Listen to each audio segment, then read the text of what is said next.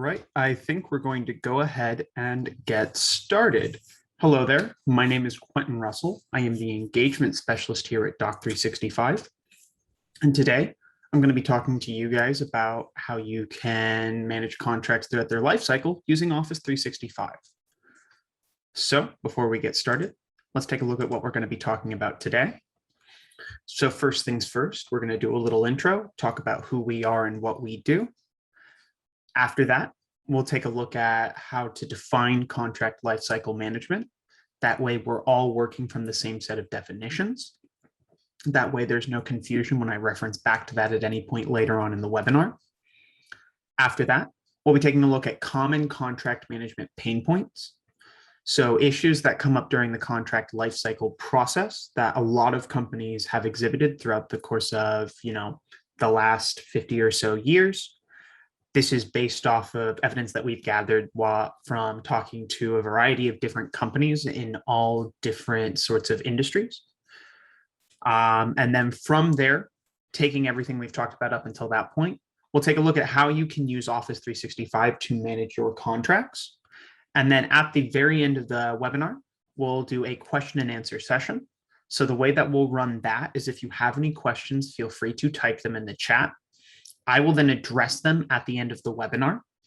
I'll go through them in sequential order, and I will do my best to answer those questions. If there's anything I cannot answer throughout the course of the webinar, I will do the research, find the relevant articles, and then later today when I send out the recording of today's webinar, I will also include an answer to that question. So the way I'll format that is I will have the question in bold, and then I will have the relevant answer beneath it. That said, let's jump into the webinar. So who are we? We are Doc365. We're a company located in Jacksonville, Florida. We have over 18 years of experience working with Microsoft products to deliver exceptional productivity solutions. We have worked with a wide range of companies in a variety of industries to implement a diverse array of SharePoint productivity tools. So these include intranet portals, contract management systems, CRM solutions, and more. All of these are built out on top of our clients' Office 365 environments. So those organizations have full control over the data that they store within them. It's also more accessible and more user-friendly. There's less of a learning curve because it's still Office 365. It's still the same tools that everyone's been using for the last 30 years. It's just made more accessible and intuitive for the average user. That said, if you're interested in taking a look at any of our solutions, you can head on over to our website at mydoc365.com. From there, you can go click the free demo button, and you can sign up for a 30, 45-minute, or 1-hour demo. This is completely free. There's no obligation. So you can do the demo. And if you find that it's not a good fit for your organization, there's no harm. We don't charge you anything. And yeah, so that's pretty much everything about who we are. So let's jump into the actual webinar itself. So, how do you define contract lifecycle management? Well, essentially, it's managing contracts all throughout their lifecycle, which brings us to the question of what does the lifecycle of a contract look like? Well, there are several stages, and these would be template authoring, contract creation, contract review, contract approval, execution, performance, and then managing expirations and renewals. Each one of these stages is pivotal to the process of managing a contract. While some might take longer or shorter than others, each one is relevant and important and worth investigating to see if you're able to make it more efficient in your organization. Generally, this process can be quite variable in terms of overall length, in terms of months and weeks and days. If you're working on something as simple as a non-disclosure agreement, that might take only a week or two to get done. You might be able to just send that same day. If you're working on, a complex business deal, multiple contracts, you got your master services agreement, your statement of work, your non-disclosure, That might be something that takes somewhere along the lines of like 3 to 6 months. Really, it's just dependent on the size of the contract, the contents of it, and overall what your internal processes are. So taking a look at that first step, template authoring. So what is involved in this stage? Well, pretty simply, it's building standard contract documents that users can then build contracts out of.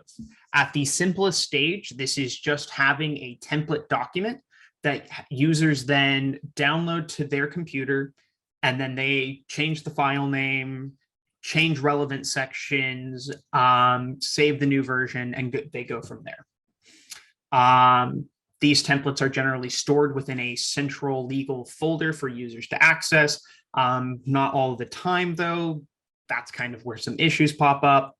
And a lot of times as an organization grows, they switch over from using, free templates that they found online over to potentially outsourcing the work to a third-party legal team to generate dynamic contracts for them.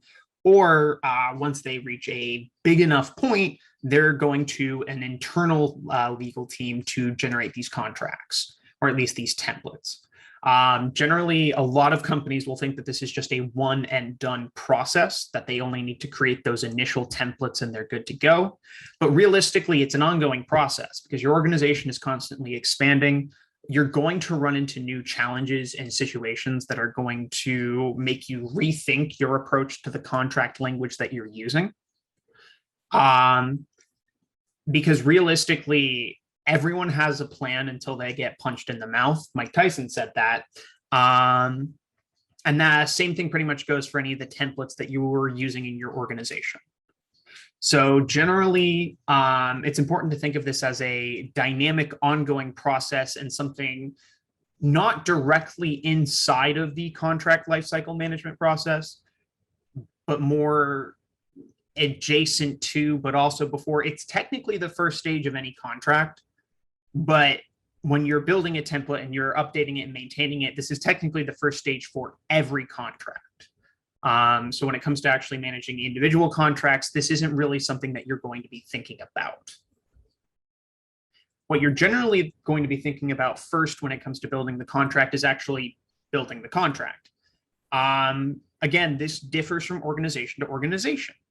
And this process also changes depending on whether or not you're using your internal paper or a third party's, their paper. Some organizations have a contract request or intake process. So instead of employees being able to generate contracts themselves, they have to go to an internal legal department or to someone within their organization to request that contract. And so that involves collecting important information, things like effective date, the overall value of said contract, what exactly both parties are going to be getting out of that. And so that's more for organizations that generally need to be more careful with their contracts, that they're getting to a certain size where they can justify having that internal legal department because they have that volume of contracts, but it's still important that they be keeping track of them. Either way, generally it's variable. That's probably the best way to put this, is that there's no good way or single definition for what contract creation is going to look like in an organization. Again, and this is also just going to take different amounts of time depending on a contract. Again, a non-disclosure agreement might take you, 15, 20 minutes if you're just doing the most basic of contract creation and your templates are literally just a document people are pulling from. Because all you need to be doing at that point is you need to update the dates, maybe add in the other party's name, and then maybe some relevant custom bit. Meanwhile, with a statement of work, you're having to describe out literally all of the work that is being done for that contract. So the services that you are rendering, why you are rendering them. So it's important to keep that in mind when it comes to contract lifecycle management, is that the overall scope of what's involved in generating a contract is going to differ from contract to contract. Once you have that contract generated, then it's time to move it on to the review process. Again, the time it takes to do this is variable. You know, generally it depends on the complexity of the language being used. Is it on a third-party paper? Do you need to go more in-depth into that review? At that point in time, if you were using either party's paper, is there a clause that needs to be added to this contract? Say, for instance, like a standard roles and responsibilities clause, if you were doing employment. So instead of working with like a third party on a business agreement and you're bringing on a new employee or you're bringing on a contractor, do you have a non-compete clause in that contract? If you do not have one in that contract, do you feel it's necessary to add that clause into that contract? You know, generally, and then the inverse is also true. The other organization or the other party that you're working with might want to add clauses of their own. So they might not agree with your clauses. So you might need to go back and forth on this process. And generally, this can be a very broad process. So it can definitely take some time as you're having to go back and forth and negotiate the terms of these contracts to make sure that both parties involved are satisfied. And this is only just at the base level. So this is the initial negotiation between, say, like a sales rep and a vendor, or your procurement team and your vendor. That doesn't involve anything having to do with like other stakeholders in your organization who might need to sign off on it, which is the next stage of the process, is actually getting their approval and getting them to sign off on it. Again, this is going to differ depending on the size of the organization. This also is going to depend on the work involved, what type of contract it is. Again, going back, a non-disclosure agreement probably isn't going to need too much sign off. But signing off with a new vendor for a multi-million-dollar contract is definitely going to require some amount of buy-in from the C-suite in your organization. This requires a lot of communication going back and forth with the people internally and externally. Because as you involve more people in the process, there's going to be more communication flying back and forth. There's going to be more opportunities for that communication to be messed up. So it's really important to stay on top of this and make sure that you're tracking everything that's going on. Once you've got that buy-in from people in your organization, both sides agree that the contract is ready to go, that's when we get to contract execution.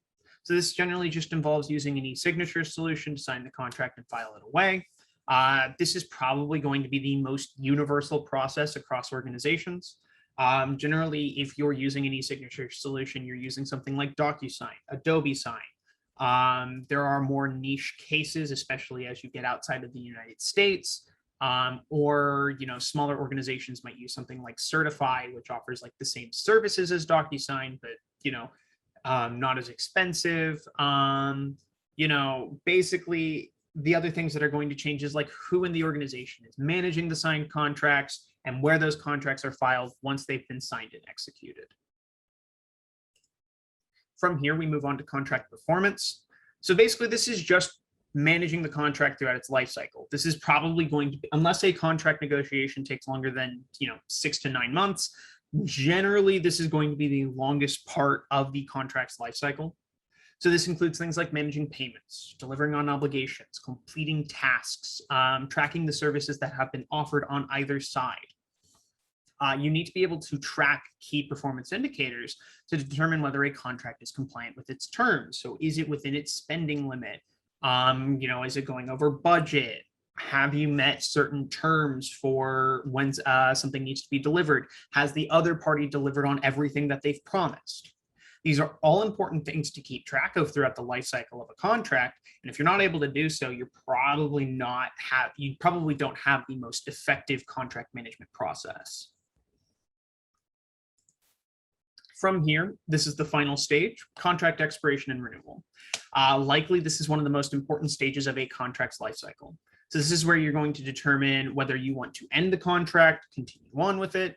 There are things you need to track like expiration dates, renewal dates. Some contracts require you to offer a notice to cancel or renew. There are other important dates that you need to be tracking throughout the contract's life. They are very dynamic and they change with the type of contract. failing to track these dates can have a financial impact on your organization. Say, for instance, you have a marketing department that decides they want to move forward with Adobe Photoshop. Throughout that next year, they find themselves not using Photoshop. Well, unfortunately, and this is a big thing with a lot of software providers, if you want to, there's only a small period of time where your organization is actually able to cancel this contract. So if you miss that cancellation date, you either have to pay extra fees or you potentially have to pay out the full term of the contract. So like, say you miss that expiration date, you miss that notice to renew, you're locked into a new year, you're having to pay that. You weren't looking forward to paying that $1,000 of that next year, but unfortunately you're now forced to because you weren't tracking those dates. So that's all stuff that you need to keep in mind throughout the course of a contract's life cycle. This moves us on to one of the big things, which is just common contract management pain points. These are issues that when we're doing demos, when we're talking to companies about their contract management processes, these are 5 of the biggest things that just keep coming up over and over again. So for a lot of organizations, these are a lack of a central repository, lacking contract visibility, having inconsistent language across your contracts, having all your processes be manual, and just not having control over the contracts that you're working on. So for the first one, lacking a central repository. This is definitely you can kind of file this under growing pains. A lot of organizations, when they start out, when they're first managing contracts, they don't have that many. They're maybe processing like 20 or so a year. And in that case, well, of course, it makes sense to just store it under whoever's responsible for that, that person's share drive, because, they're the only one managing them. They have plenty of capacity in their day to manage them and make sure that everything's accurate. So it just makes sense. But as you start growing, as the number of contracts that you're managing on an annual basis grows, this problem becomes bigger and bigger. Suddenly you have 2 people managing contracts and they're both managing them on their personal drive. You're not able to track the overall data and what's going on. That information is becoming siloed with these 2 people. And then as you add that 3rd person, that 4th person, it just becomes a bigger and bigger problem. And so, you have situations where you're potentially losing contracts. There's slow turnaround because everyone has a different process that they're using. There's no enforced standard across your different contracts. So how they're managed, how they're processed, the time it takes to get them reviewed. So getting them all into a central repository, getting them all into a central space forces people to work together. It forces people to break down those silos and use the same process across contracts. Additionally, as you're storing them in that one central place, it's easier to report on them. It's easier to figure out, where your contracts are getting lost, where they're getting stuck, what is slowing down the turnaround of a contract, because you have multiple people working with these, interacting with them, and you're also able to build new ideas from these. You're able to get fresh eyes on a contract. You're able to basically come up with new ways to manage your contracts, manage these important dates throughout their life cycle without, having to sit down every 6 months, do a full inventory of your contracts. And then, something that can take anywhere up to like a month or, even several months. And you're able to get that full inventory. You're able to have that without having that big sit down. So that saves you time. It saves you a ton of effort and keeps things from getting lost. Another big issue that comes up a lot is lacking contract visibility. So a lot of organizations, as they grow, they're not tracking important data about their contracts, not just the expiration dates, not just when they need to renew the contract, but also things like the obligations, the value of your contracts, where your different contracts are at each stage of their life cycle, how your vendors are performing, how your customers are doing. Are customers renewing their contracts? Are your vendors delivering on what they're supposed to be delivering on? Is your company satisfied with that vendor's service? All of these are important data that you need to be tracking. And if you're just storing your contracts in a shared drive, you're not going to have that capability. You're not going to be able to have that reporting, and you're not going to be able to take that data and make informed business decisions. The other thing is that because you're not tracking this data, you risk finding yourself non-compliant, whether that's with the terms of the contract or just legally in general, because you're not storing them properly or you're not going through the right hoops when it comes to data storage. All of these can just be major headaches for your organization. And honestly, this is kind of one of the biggest things that can hold a company back from growing. Because if you're not having this data, if you're not able to use this to guide your decisions, you're kind of just trying to take a shot in the dark, but you're using a Nerf gun and you forgot to get any Nerf darts. So you're kind of just holding a plastic little, rinky-dink gun and going pew pew. That's what you're doing essentially when you're just kind of flying blind with your contracts. Moving on from that, inconsistent language. One of the big things that you need to be doing across all your contracts is using standard terms and language. So having that inconsistent language can lead to increased risk and confusion with your contracts. If you're having to generate a dynamic contract every time, if you're using unique language for every non-disclosure agreement, something that might take you a day to get done and completed and executed can take you weeks. If you're having to get your entire legal team involved in every contract, that's a huge bottleneck on your processes. And it's also creating more work for everyone involved because they're having to remember to go to your legal team. They're having to draft a new version each time. And the thing is when you're using unique language across all of your contracts, you're also increasing your risk of non-compliance. Because say someone makes a mistake, they get something wrong, they're typing it out and it's not the way it should be, then you risk losing out on revenue. You risk causing issues in the contract, because if they haven't communicated that change to whoever's responsible for maintaining the performance of the contract, well, that person won't know about that changed expectation. They won't know that they should be tracking that. So just using standardized language across all of your contracts can help keep you organized. It can help make you more efficient, and it just reduces any risks of any major problems coming up. And then the next one, and this is a big one, but the next one is manual processes. Again, this is a big thing for growing companies. Oftentimes they're relying on users to remember every single stage of the process. So they type out the contract, they get it together, and then they have to email it to that person. That person then has to take it from their inbox, open it up, make the changes.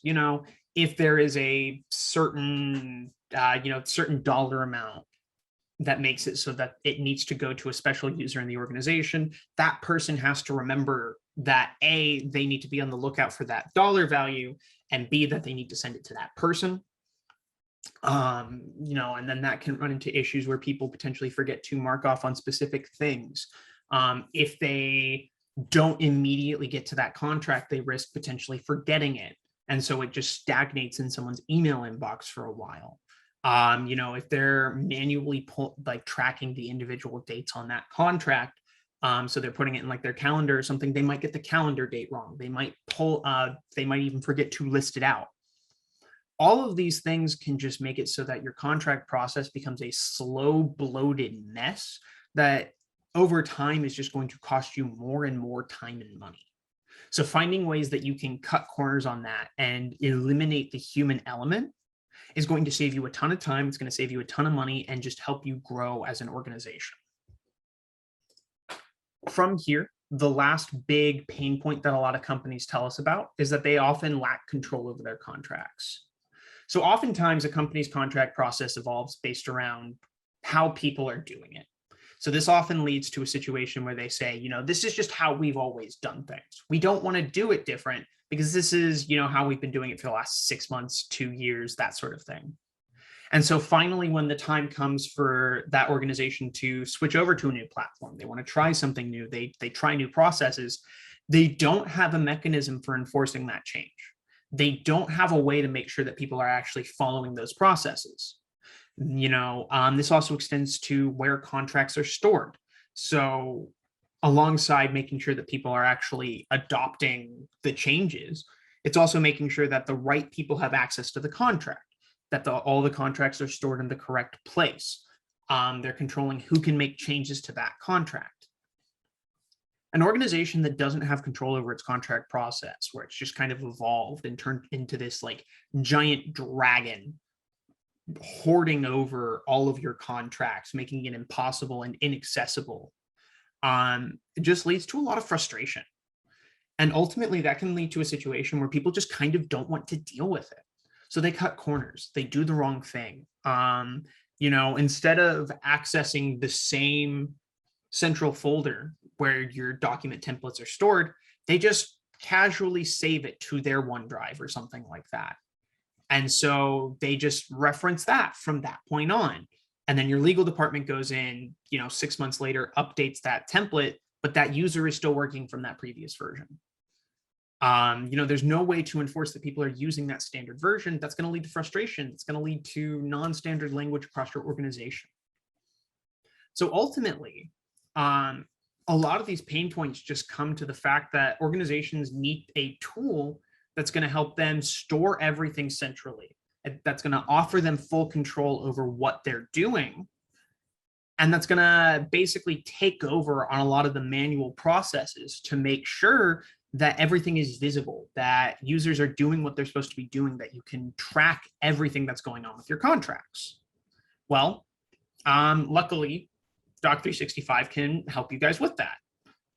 So basically, because the thing is we've done previous webinars on how to build a whole rudimentary contract management system on your own Office 365, and that just takes a ton of work.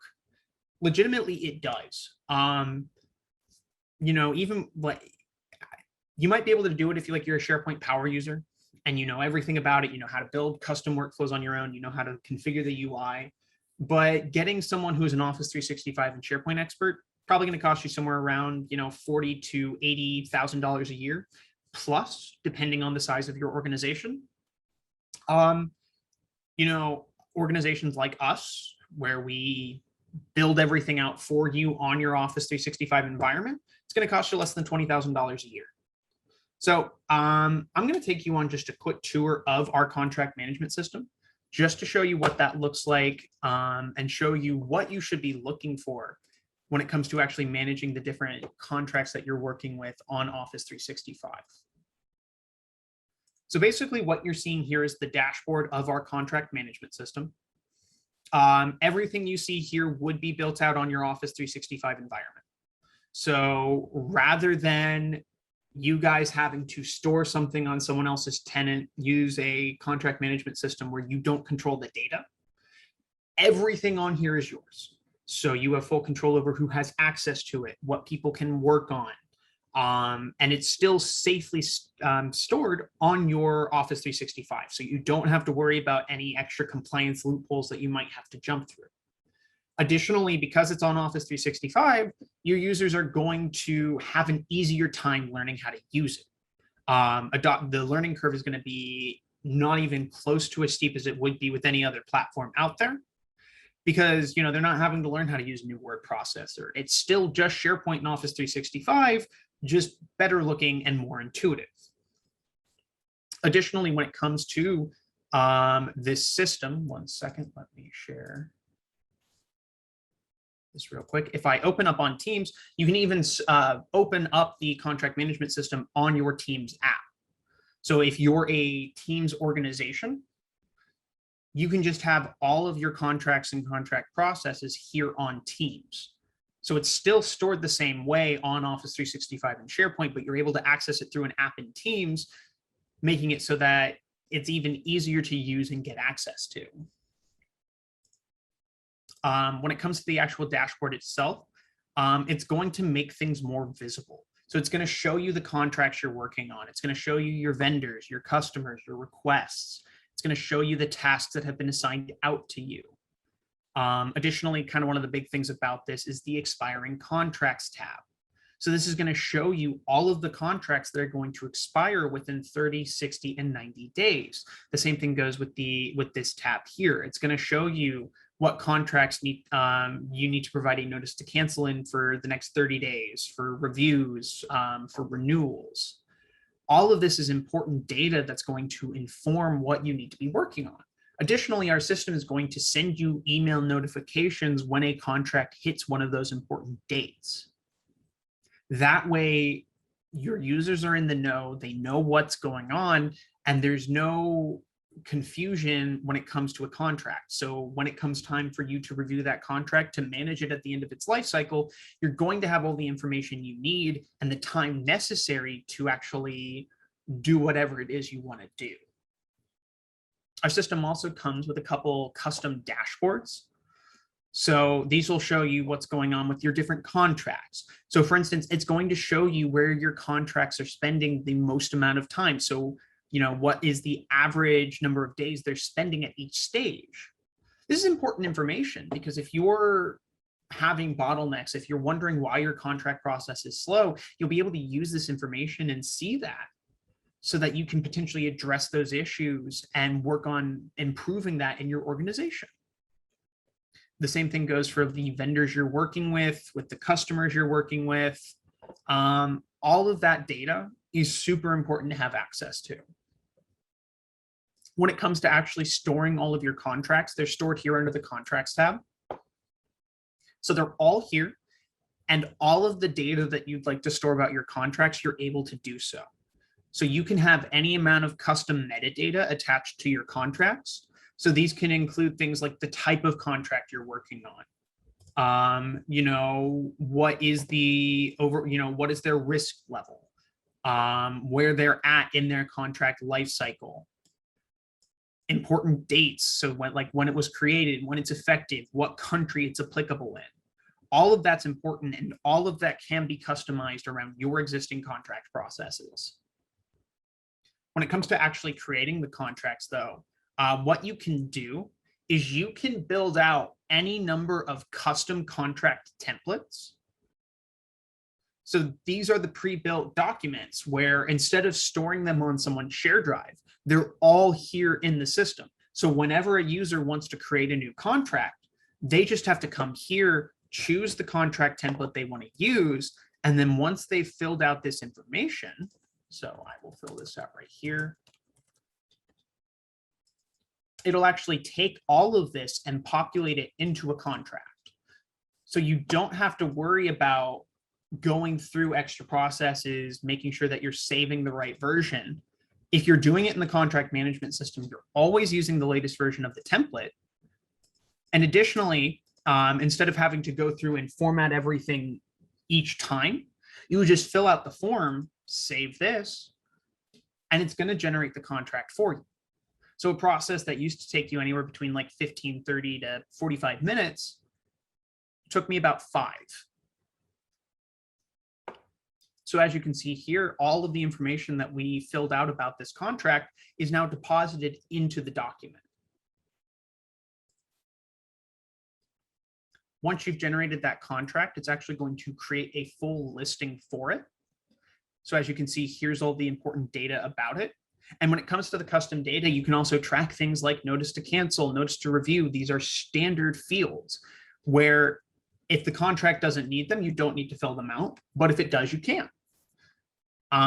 Once the contract is also created, from there, you're just using the standard Word redlining and versioning capabilities. So if I open up the contract here, I can just use the track changes feature. I can use the review feature to track the different changes to make sure that I'm using the latest version and that I'm editing it properly.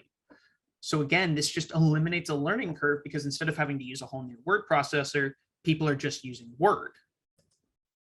Additionally, a big feature that comes with our system is that one thing that we were talking about previously was contract clauses. So making sure that you're using that standardized language across all your contracts. This also extends to your custom clauses. So we have a clause library where you can build out all of the standard clauses that you use. And so when you're either working on a third-party contract or you're working on it internally, if you feel that there's a clause that needs to be applied that is applicable, You can just come here, check it out, make sure that it's the right clause, and then you can insert it into the contract. So again, something that would have taken you, 10, 15 minutes is only going to take you 10 seconds to make sure that it's correct. When it comes to actually making sure that the contract is approved as you're moving it through that approval process, we have a series of workflow templates that you can use. And again, you can build out and customize as many of these as you need to fit your different approval processes. So what this does is it allows you to determine where it's going to go next. And so, for instance, we're working with a vendor contract. We know we need to use the vendor contract approval process. So I'll just create this workflow right here. And so because this is a process that we have enshrined in the system, it's going to build out each stage. I can customize it before sending it out. And then once I start this workflow, the system's going to take over. It's going to send a notification to this user. It's going to update the status of the contract. And then as I make these approvals, it's going to automatically move it to the next step, send out that notification so that your users don't have to remember that, so that you can eliminate a lot of that human element. Additionally, there are steps that you can take with the system where, depending on the contract template, depending on the metadata about that contract, you can actually automatically apply those workflows so that you can make sure that your users are always using the right workflow. Additionally, when it comes to tracking, we have an activities tab that allows you to track things like notes. So users can leave notes for themselves. They can create recurring and one-time notifications. So for instance, they need to send a notification each month to your accounts payable person, letting them know that they need to send over a payment. You can set that up and assign it out to them. Same thing goes for tasks in the system and also obligations. So, anytime in a contract's life cycle when they might need to deliver on something. So whether that's collecting a background check, delivering a payment, collecting insurance from someone, you can record that in the system, assign it out to someone so that they're making sure that it's being met. And then from there, you don't have to worry whether or not your obligations are being met. And then from here, you just have control over, you're able to see who's made changes to the system, what stages the contract's been at, what they've made changes to. That way you're able to go back to that person and say, hey, you made this change, why did you do that? Additionally, when it comes to control of the system, all of your contracts are managed using SharePoint and Office 365 user groups. So rather than having to manually assign permissions on like a document level, you can say, okay, so this user group has read-only permissions, these people have editing permissions, and these people only have administrative permissions. And you can manage that both on a group level and a user level. And then the same goes for the actual contract itself. So you can actually manage this on a contract by contract basis, and it's super easy to do. Say I want to add someone to the contract, I just select the person so long as they're on our Office 365 environment. And then from there, they're in the system. And then if I need to remove them later on, it's as simple as that. So yeah, that's pretty much just a brief look at our contract management system. I'm not going to take you on a full demo. There's definitely a lot of aspects to it that I did not cover here in this brief, 15-minute demo.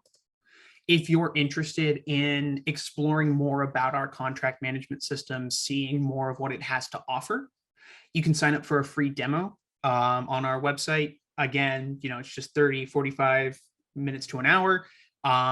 We'll cater the presentation around your needs, figure out what you need to see, and whether or not it's actually going to fit your organization and your needs. So 1 second, we're gonna switch on over to our question and answer session. And I see we have two questions in the chat. So currently, when it comes to importing to our contract management system, we offer a contract migration service. This is a paid service. If you would like to explore what that looks like, we can talk about that either after the webinar or in a demo. When it comes to working with other countries, so the way that works is you would just use the standard Office 365 translation. So generally when it comes to that, you're kind of just using a lot of that standard SharePoint and Office 365 functionality for translation. When it comes to the actual setup integration for SharePoint, we actually handle a lot of that during the deployment process. So rather than your organizations having this be deployed to their tenant and then having to piece everything together, we help you configure your metadata, we help you configure your workflows, contract templates, and any other customizations that you might need, so that from day one of beginning to use the system, you're able to use it at full capacity. However, in addition to that, we also offer unlimited support. So if you need anything changed after the fact, you would be able to reach out to our support line. Further, as part of the training process, which you get an unlimited amount of training, we would work with you so that you would also be able to make configurations to the system after the fact without having to reach out to us. So moving on to the next question, do we have higher education clients? So if I remember correctly, we do have several. I would have to check the difference between private and public. But yes, we do have experience with higher education. Does anyone else have any other questions about what we talked about today? If not, so that's, do we have municipal clients? Again, that is, I think we do have one or two or several. I don't have the exact number for that, but I think we do. And yes, we do offer a nonprofit discount. So that is something that we can, I cannot give the exact number on that right now, but that is something that we can discuss if you decided to do a full demo. Yes, so when it comes to searchability, so our contract management system is fully searchable. So it uses so if I go back and share my screen real quick. So if I come here under the contract listing, so you can search for contracts based off of their name, and then you can use the filter function right here to search for contracts in the system. However, and then when it comes to OCR, we do offer OCR capability. However, that is a paid add-on, and that's something that we can explore if you decided you wanted to do a full demo. And then right now, the OCR capability is fairly simple. However, we are working on full AI integration for that OCR capability, so that is something that we should have ready by the new year. We do not, as far as I'm aware, we don't have any school board clients in Canada at this time. We do have school board clients here in the United States. However, due to this being a public webinar for marketing purposes, I don't think I can talk to you about the specifics and what organizations those are. Pricing structure is fairly simple. There is a one-time deployment fee and then a monthly subscription fee. If you would like to ask more about pricing, feel free to email me after the fact, as well as, we can do a full demo of the solution. But just for our privacy purposes, we do not advertise the full pricing of our contract management system.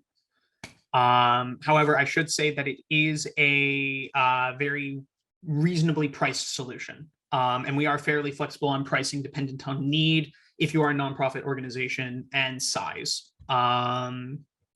And then, yes, we do have a Teams integration. So as you can see right here, you can just have the app within Teams. So rather than having to access it through your browser, you can just have it here as a nodule. And then, yes, it is also mobile compatible. So you can load the app within your Teams app, or you can just access it through your browser because it is on a SharePoint modern site. It is fully mobile compatible. So I do think that that is everything having to do with our presentation today. Again, if you would like to reach out to us for a demo, you can either fill out the demo form on our website. Additionally, as part of the recording, that I will be sending over later today. There will be a form on the bottom of that page where people can sign up for a free demo. You can also call us at 904-309-9970. If you enjoyed the content today and you'd like to follow what we do, you can also make sure to follow us on our LinkedIn at Doc365. Is there a... Oh, there we go.